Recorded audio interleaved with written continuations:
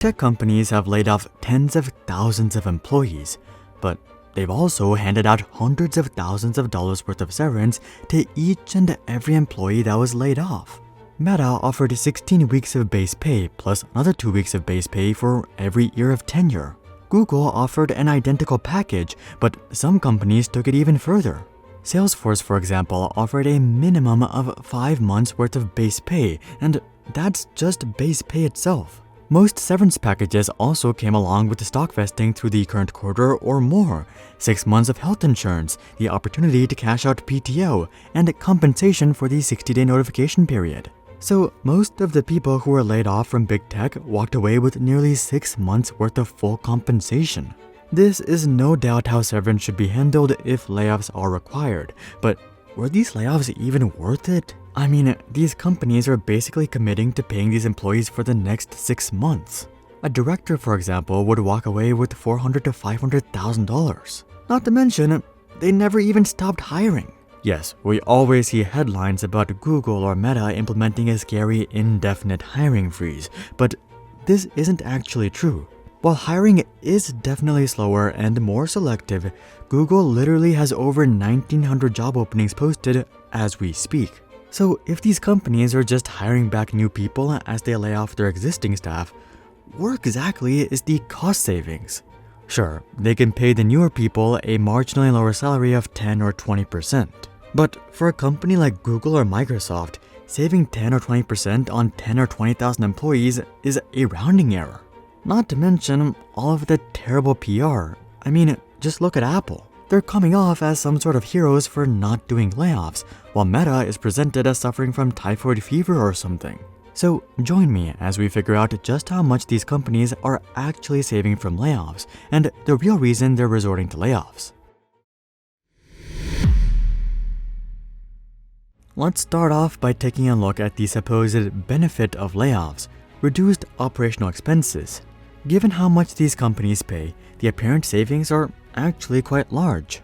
Google, for instance, has a median compensation of $295,000. Facebook comes in just under that at $292,000. These are already big numbers, but that's just direct compensation of base salary, stock, and a bonus. These companies also hand out extremely generous insurance plans, 401k plans, retirement plans, free food, smartphones, monitors, phone plans, software subscriptions, airline tickets, hotel rooms, and office spaces. They also have to pay Social Security and Medicare tax on these salaries as well. So the indirect compensation itself easily adds up to another 50 to 100k. Let's call it 100k to give these companies the benefit of the doubt. This means that the average employee is costing Google and Facebook roughly $400,000. So how much exactly are the layoffs saving? Well, Google has thus far laid off 12,000 people and Facebook has laid off 21,000 people. At 400k a pop, Google is saving $4.8 billion per year and Facebook is saving $8.4 billion per year. This was the first time that I started thinking that maybe the layoffs were worth it. I mean, we're talking about billions of dollars every single year. That is until I faintly recalled that not a single one of these companies are losing money. In fact, they're not even remotely close to losing money. Some of them are straight up posting record profits. And when you contextualize these savings with just how much these companies are pulling in, it just becomes even worse. In terms of revenue, Google pulls in just under $300 billion per year, and Facebook pulls in just over $100 billion per year. So the savings only equate to 6 days worth of revenue for Google and 26 days worth of revenue for Facebook. Obviously, they haven't hit the jackpot, but with that being said, savings are savings. Why make less money when you can just make more money? Which brings us back to the idea of maybe the tech companies were right for doing layoffs until you consider natural attrition. Here's a secret: these big tech companies are actually really bad at employee retention. And it's not because of bad pay or bad work culture, maybe with the exception of Amazon. It's actually because most FANG-level tech bros are simply not dependent on the company. A lot of them have enough money to retire by the time they're 30, so it's not like they're held back by their job.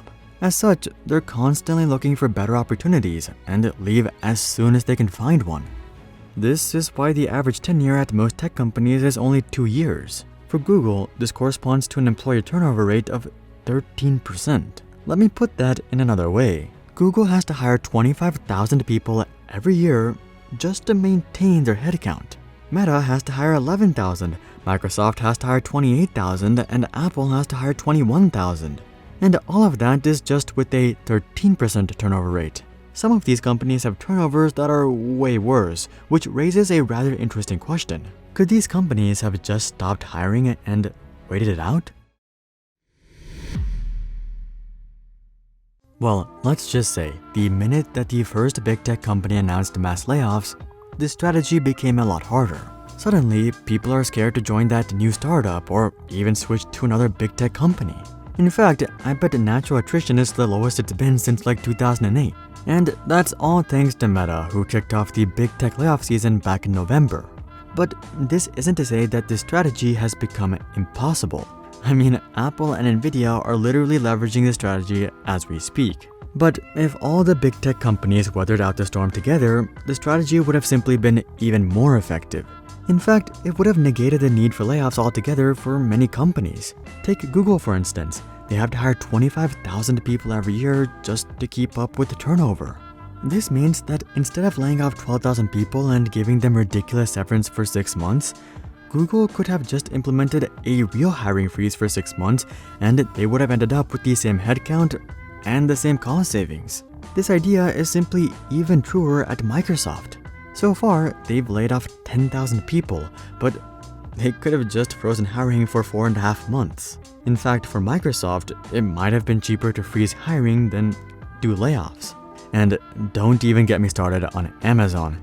Their attrition is so dang high that they straight up measure it on a weekly basis. They lose 3% of their warehouse workers every single week, and to be honest, I don't think their tech turnover is all that much better. The reality is that for most companies, freezing hiring for 6 months would have accomplished the same goal as layoffs, all with better PR. The only notable exception to this would have been Meta, who would have had to freeze hiring for 2 years, which just goes to show how much they overhired. But for everyone else, the situation wasn't that bad. Also, freezing hiring isn't the only alternative. There's plenty of other solutions like cutting bonuses. Out of the average Googler's $300,000 salary, about $30,000 is just a bonus. So if Google had simply cut the bonus of all 190,000 employees, that itself would have saved $5.7 billion, or $900 million more than layoffs.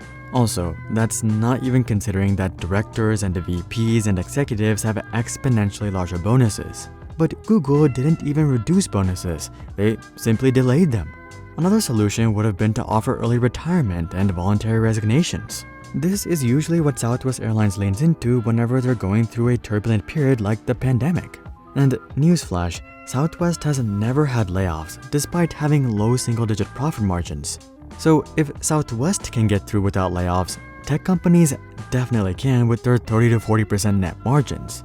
The only argument against these alternatives would be that companies give up control as to who leaves. With layoffs, companies can slash certain departments and titles. But this can simply be corrected for with strategic hiring. If you want to get rid of recruiters, just stop hiring recruiters. With time, things will level out how you want. But then, if the savings from layoffs are marginal at best and there's little strategic benefit to doing layoffs, what's the real reason that everyone is doing layoffs? To get to the root of why companies are really doing layoffs, we first have to identify who exactly wants layoffs. It's obviously not the employees, but it's also not the employers either. Do you really think that these companies want to be the bad guy? They already have a bunch of bad rep regarding invasion of privacy, data collection, and monopolization. Reputation-wise, one of the only factors that are going in these companies' favor nowadays is that they pay well and have happy employees. So it makes no sense to screw that up as well. Not to mention all of the damage layoffs cause to company morale and ongoing projects. Tech CEOs more than understand this, and that's why most of them don't want to do layoffs. Take Tim Cook for example. He's taken a pay cut from $265 million in 2020 to $49 million this year. Similarly, Zoom CEO Eric Yuan has taken a 98% pay cut. Now, I'm sure it's hard to sympathize with these billionaire CEOs. Oh no, Tim is only making $50 million this year. Boo-hoo. But bear with me. The point is that these CEOs are doing their best to prevent layoffs themselves. Hold on, back up. What do I mean they're trying to prevent layoffs? They're literally the ones approving them. Well, as far as the public is concerned, that's true. The CEOs are the ones who take all the blame and bad rep for layoffs, and they're definitely by no means saints. But they're also not the ones behind layoffs. The ones who are really behind layoffs are people like this. You probably have no idea who this guy is, because people like this lurk in the shadows, but they pull all the strings. This is Christopher Hahn, the founder of TCI Fund Management. He's a multi-billionaire with a $6 billion stake in Google, and since last November, he has been constantly sending letters to Sundar and calling out Google amongst investor circles. We are writing to express our view that the cost base at Alphabet is too high, and management needs to take aggressive action. The company has too many employees and the cost per employee is too high. Within hours of this letter being sent, Google shares were already up 4.4%. That doesn't sound like a lot, but for a company as big as Google, we're talking about a market cap increase of over $50 billion, making it crystal clear that this is what rich investors want. The reality is that people like Christopher Hahn have no idea about tech. They think it's like some sort of factory where you have to maximize output and minimize input. That's not how tech works, and the tech CEOs obviously know that, but that's completely irrelevant. You get a dozen Christopher Hahns together, and boom, it's Sundar or Tim that's out of a job.